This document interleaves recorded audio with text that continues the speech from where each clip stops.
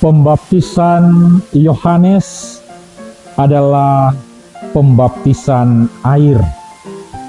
Tapi Yohanes mengatakan akan datang Dia yang membaptis kamu dengan Roh Kudus dan api. Ada dua hal yang disimbolkan dengan Roh Kudus atau berkenaan dengan Roh Kudus dan api. Ya, bukan dua hal. Maksud saya, Roh Kudus dengan api selalu diidentikan dengan satu hal, yaitu cinta. Roh Kudus adalah tanda cinta Allah bagi kita, yang sudah dimulai oleh Allah sendiri lewat penciptaan. Ketika Allah mulai menciptakan, dikatakan karena Allah ingin mengungkapkan cintanya. Karena itu Paus Benedictus pernah menulis satu buku, ya, refleksi dia tentang Allah, dan dia berkesimpulan Deus es caritas. Allah itu adalah cinta. Dan kita tercipta atau terlahir karena cinta Allah. Ya. Jadi kita ini, dalam diri kita ada tanda, yaitu cinta Tuhan. Dalam perjalanan, Allah kemudian menunjukkan cinta lain lagi dalam diri Yesus, ya, yang berkorban. Jadi pelajaran pertama, cinta itu memberi. Orang yang tidak bisa memberi itu berarti kemungkinan tidak punya cinta. Jadi saya tidak heran kalau misalnya agak susah memberi, ya sudah, kita mengerti saja. Dia barangkali juga lagi krisis cinta. Tuhan memberi hidupnya, sebagian hidupnya kepada kita karena Dia begitu mencintai. Giliran Yesus, pelajaran lain lagi. Cinta itu dibuktikan dengan berkorban. Ya. Kita memberi diri, sekarang kita berkorban. Ya. Lewat Yesus kita berkorban. Dan yang terakhir, Roh Kudus mengajarkan bahwa cinta itu bukan produk sekali jadi. Ya. Kita harus terus belajar. Ya. Karena itu, jangan pernah merasa bahwa semua sudah tercapai. Hidup ini sebuah sekolah. Jadi satu, Tuhan ya menunjukkan bahwa cinta itu memberi. Dua, lewat Yesus berkorban. Tiga, melalui Roh Kudus kita harus terus belajar. Belajar apa? Belajar bisa tetap memberi dan belajar tetap bisa berkorban. Ya. Itu bukan barang jadi, pergi toko beli buka pakai. Karena itu Yohanes bilang, saya mungkin lewat air saja, tapi akan datang Yesus yang membaptis kamu dengan Roh Kudus, yang melengkapi apa yang Tuhan buat untuk kehidupan ini. Dan contoh paling mengagumkan, yang paling gampang dilihat dari tiga pelajaran ini adalah keluarga. Di dalam keluarga kita melihat itu bagaimana orang memberi. Tanpa memberi tidak ada keluarga. Ya, tidak ada. Dan keluarga-keluarga itu error ketika orang mulai berhenti memberi. Ya. Tidak bisa. Ya. Mau berkeluarga tapi tidak mau memberi. Ya. Atau memberi tapi dengan banyak persyaratan. Nomor 1 sampai 10. Ya. Kita beri kalau begini, kalau begini, kalau begini. Ya. Karena itu, mari keluarga Kristiani, kita ini wajah Allah yang kelihatan di dunia. Karena itu kalau kita memberi atau menunjukkan wajah Tuhan di dalam kehidupan. Ya. Pelajaran kedua, pengorbanan, bisa dilihat di mana? Juga di keluarga. Ya. Kalau tidak ada yang berkorban, maka tidak ada keluarga.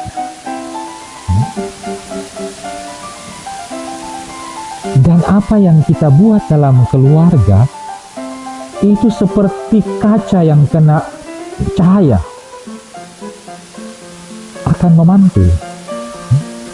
Ada satu negara, satu desa yang posisinya kurang beruntung. Dia ada di lembah, dikelilingi oleh bukit tinggi, bisa cari di Google. Desa ini hampir tidak pernah lihat matahari. Hampir tidak pernah. Karena itu suram terus. Barangkali banyak juga yang hidupnya tidak pernah lihat matahari. Jadi ya, biar ada di gereja mar suram. Ya, begitu. Dia punya lampu, ya sekarang paling rendah 5 watt. Dia mungkin 1 watt kurang. Nah, kurang mau mati tuh nyanda. Sudah, saya kembali ke desa tadi. Yang hampir tidak pernah. Apa yang mereka buat? Mereka pasang kaca besar di atas puncak, sehingga ketika matahari kena kaca itu, terang desa itu. Jadi apa yang kita buat dalam rumah, memberi, berkorban, itu ibarat sedang memantulkan cahaya pada kaca. Dia akan pergi kemana-mana. Dalam situasi inilah, ya, lingkungan yang lebih besar akan mendapat manfaatnya. Orang akan melihat, ya, manusia yang punya hati seperti Tuhan yang memberi. Manusia yang punya perilaku seperti Tuhan yang berkorban.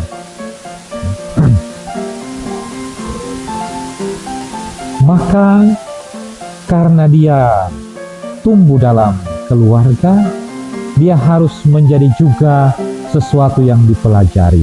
Karena itu sekolah terbaik adalah keluarga. Sekali lagi,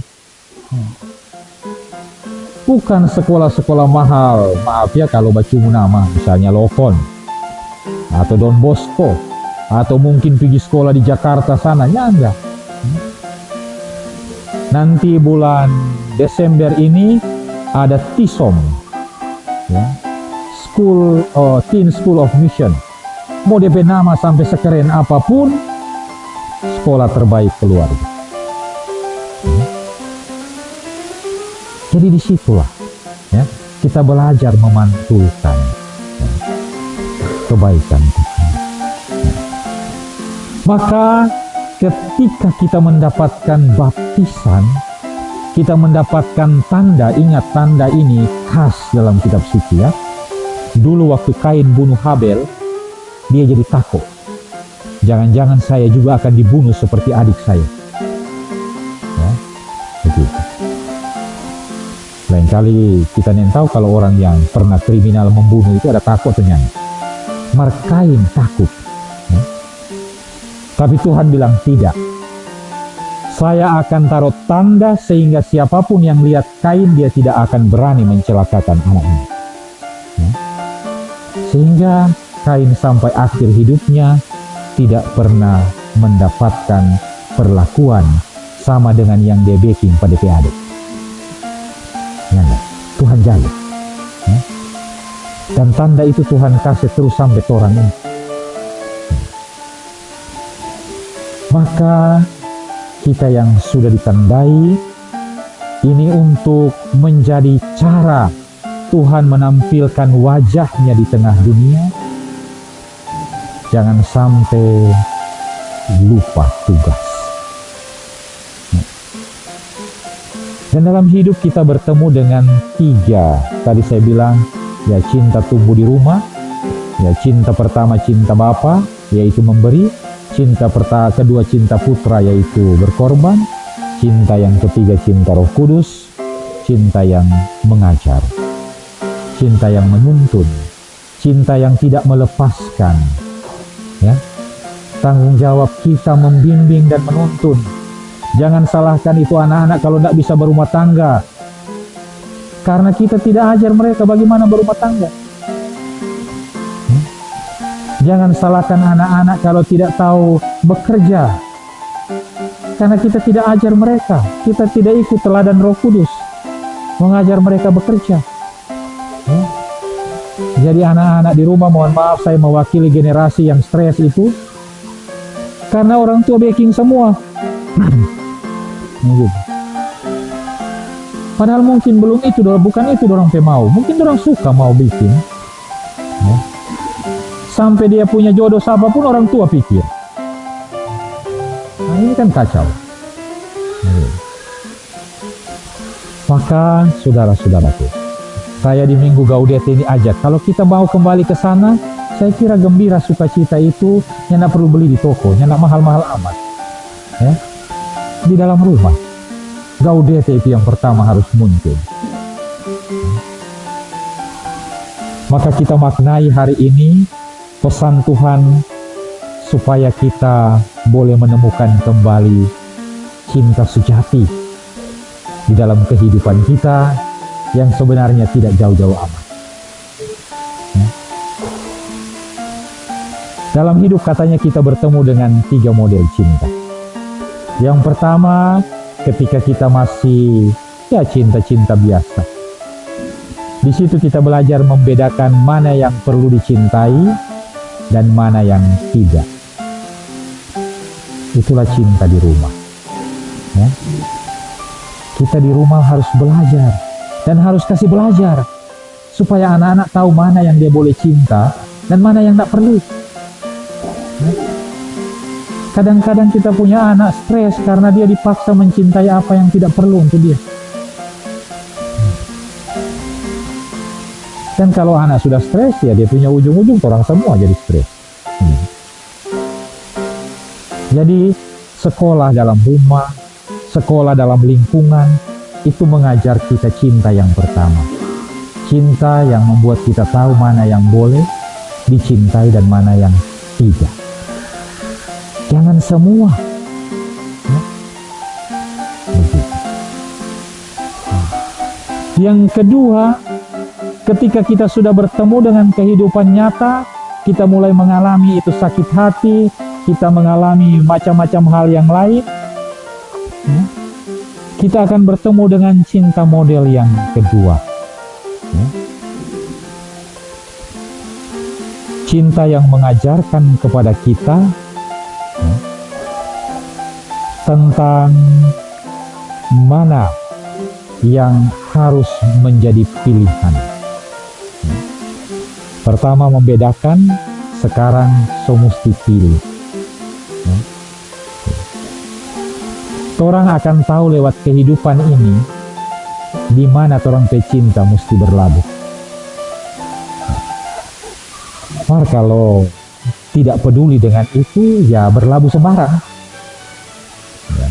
Berlabuh sini gagal, berlabuh sana gagal, berlabuh di sana gagal. Akhirnya jadi petualang.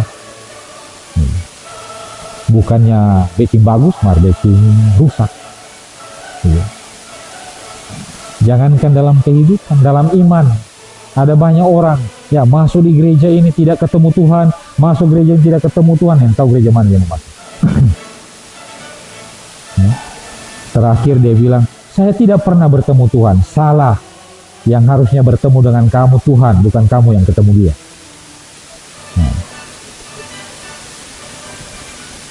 Dan yang terakhir, Tuhan selalu memberi kita cinta yang tidak pernah kita duga, tidak kita rencanakan, tidak kita cari. Cinta dalam keheningan. Ketika kita semua boleh berhenti bicara. Kalau semua bicara, susah.